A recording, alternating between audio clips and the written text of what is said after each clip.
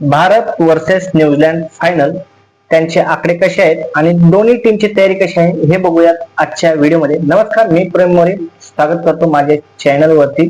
तुम्हाला माझा फुल व्हिडिओ बघायचा असेल तर युट्यूब किंवा फेसबुक वरती तुम्ही पाहू शकता. इंस्टाग्राम वरती थोडासा दिसेल. तर सुरू करूया आजच्या व्हिडिओला. आजपर्यंतच्या दोन्ही टीमचे रेकॉर्ड बघायला गेलं तर दोन्ही टीम डिझर्व करतात की ते ICC T20 वर्ल्ड कपची ट्रॉफी जिंकण्यासाठी. कारण ज्या प्रकारे दोन्ही टीमने खेळलेले आहेत सेमीफायनल कौतुकास्पद आहे. ज्या प्रकारे न्यूझीलंडने साऊथ आफ्रिकेला हरवून फायनल मध्ये गेलेला आहे. याच उलट नॉकआउट सामन्यामध्ये भारताने वेस्ट इंडिजला 195 रनाचा टार्गेट चेस करून हरवलेला आहे आणि त्यानंतर इंग्लंड समोर 253 रनाचा डोंगर उभा करून त्याला 7 रनांना हरवले आहे. त्यामुळे दोन्ही टीम 50-50% जिंकण्याचे चान्सेस जास्त आहेत. तुम्हाला काय वाटतंय कमेंट मध्ये नक्की सांगा. न्यूझीलंड आणि इंडिया जेव्हा जेव्हा ICCच्या टुर्नामेंट मध्ये फायनलला गेले आहेत तेव्हा सामना खरोखर रंगलेला आहे. बघायला गेलं तर शेवटचा सामना आपण बघितलेलाच आहे चॅम्पियन्स ट्रॉफी मध्ये. ज्या प्रकारे तीच पुनरावृत्ती उद्या अहमदाबाद मध्ये होईल का? कारण अहमदाबाद मध्ये भारताने 2023 चा वर्ल्ड कप फायनल जो की हरला होता ते चित्र यावेळेस बदलायला दिसेल का? तुम्हाला काय वाटते? का नरेंद्र मोदी स्टेडियम मध्ये आपण कधी जिंकू शकतो का नाही हे उद्या आपल्याला सर्वांना समजेल. न्यूझीलंड आतापर्यंत एकही वर्ल्ड कप जिंकलेला नाही. त्यांच्यासाठी खूप मोठी संधी असू शकते उद्याचा मॅच खेळून वर्ल्ड कप आपल्या नावे करण्याची. तसं बघायला गेलो तर मी 50-50% बोललो आहे, पण ज्या प्रकारे स्टॅट दाखवतात भारत हा त्यांच्यापेक्षा थोडासा पुढे आहे. पण फायनल हे फायनल असतं. टीमना दोन्हीना तितकाच दबाव असतो कारण फायनल जिंकणे ही सोपी गोष्ट नाहीये. भारताला जसं अहमदाबादचा शेवटचा रेकॉर्ड आहे, आपण वर्ल्ड कप हरलो होतो, तोच आपल्याला आता बदलायचा आहे. आणि जर न्यूझीलंड हे वर्ल्ड कप जिंकू शकलं तर हा त्यांचा पहिला कप असू शकतो. आजपर्यंत ते एकही वर्ल्ड कप किंवा कुठल्याही प्रकारचं ट्रॉफी वर्ल्ड कपची जिंकलेली नाहीत. तर T20 वर्ल्ड कप हा त्यांच्यासाठी खूप महत्वाचा आहे. पहिल्यांदा आपण बॉलिंग लाईनअप वरती बोलूया. ज्या प्रकारे वरुण चक्रवर्तीचा खेळ आहे, सुपर 8च्या सामन्यापासून भाऊचे विकेट कमी आणि रन जास्त झालेले आहेत. सेमीफायनल मध्ये 4 ओव्हर मध्ये भाऊने 50 रन दिले होते. हे चित्र बदलायला हवे आहे का कुलदीपला त्याच्या जागी खेळवले जाईल? तुम्हाला काय वाटते नक्की सांगा.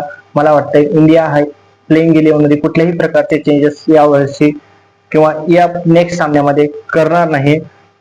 कारण तो T20 चा नंबर 1 एक बॉलर आहे. लेंथ वरती बॉलिंग करतो, पण कधी कधी लेंथ जेव्हा भरकटते तेव्हा थोडासा खूप जास्ती रन खर्च करतो. तुम्हाला काय वाटतंय कमेंट मध्ये नक्की सांगा. न्यूझीलंडची ही ओपनर जोडी खूपच खरंच धोकादायक दिसते. कारण ज्या प्रकारे त्यांनी साऊथ आफ्रिकेला हरवलं आहे, 117 रनाची पार्टनरशिप ओपनर जोडीने केली होती. त्यासाठी खूप चांगल्या प्रकारची प्लॅनिंग झाली पाहिजे. मला वाटते न्यूझीलंड सोबत पहिली ओव्हर ही आपण बुमराला दिली पाहिजे. कारण बुमरा हा नवीन बॉलने ज्या प्रकारे बॉलिंग करतो त्याचे स्टॅट दाखवतात, त्या प्रकारे हर्षदीप सिंग किंवा हार्दिक पांड्या किंवा शिवम दुबे हे करू शकत नाहीत. त्यामुळे पहिल्या जर बॉलिंग करत असेल तर बुमराला पहिली ओव्हर देणं 100% गरजेचं आहे असे मला वाटते. पण माझ्या वाटण्यानं काय आहे, शेवटी सूर्यकुमार यादव जे ठरवतील त्यांच्याच मनावरती आहे.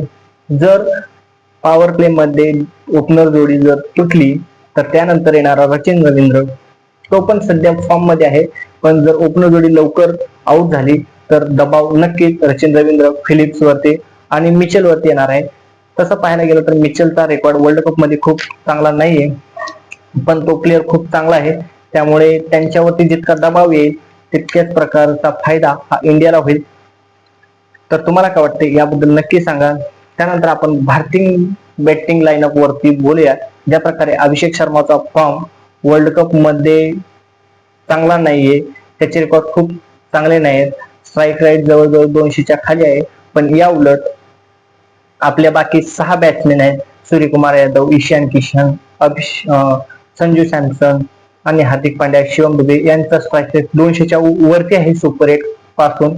तर ज्या प्रकारे दोन्ही जर बॅट्समन या वर्ल्ड कपच्या फायनल मध्ये चालले किंवा दोघांची पार्टनरशिप चांगली झाली तर आपण नक्कीच गेम मध्ये राहू. तर पण संजू सॅमसनच्या समोर हा फर्ग्युसनचा धोका आहे, कारण फर्ग्युसन हा संजू सॅमसनला अडथळा निर्माण करू शकतो. या उलटच त्यांच्याकडे मेकांकी आहे जो ऑफ स्पिनर आहे आणि ऑफ स्पिनर ला खेळणं अभिषेक शर्माला या टुर्नामेंट मध्ये खूपच अवघड गेलेलं आहे. आणि त्यांच्याकडे पण नवीन बॉलर सुरुवात करायला मॅक हेनरी आहे, फर्ग्युसन आहे आणि मेकॉन्की हा दुसरा तिसरा ओव्हर करून अभिषेक शर्माला आउट करू शकतो. तर तुम्हाला काय वाटते, पॉवर प्ले मध्ये आपण जितके रन्स काढू तितकाच दबाव हा त्यांच्या बॉलर्स वरती असणार आहे, किंवा पॉवर प्ले मध्ये आपण जितकी जास्त विकेट घेऊ तितकाच दबाव हा त्यांच्या बॅट्समन वरती असणार आहे. तर शेवटी जाता जाता इतिहास घडवण्याची दोन्ही संघाला संधी आहे. एक नवीन चॅम्पियन भेटेल का? आणि जर भारत जिंकला तर लगातार 2 वेळेस जिंकणारी टीम असेल आणि 3 वेळेस T20 वर्ल्ड कपचा खिताब आपल्या नावे करणारी ही पहिलीच टीम असेल. आणि यासोबतच न्यूझीलंडचं तर पहिली ICC T20 वर्ल्ड कपची ट्रॉफी जर त्यांची झाली तर त्यांचा आनंद तर गगनात मावणार नाही. पण मी भारतासोबतच आहे, मला वाटतंय भारतच जिंकेल.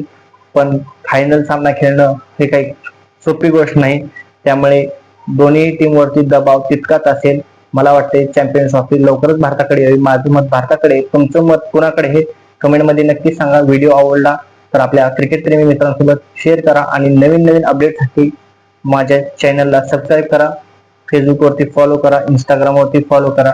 धन्यवाद. भेटूया पुढच्या व्हिडिओमध्ये.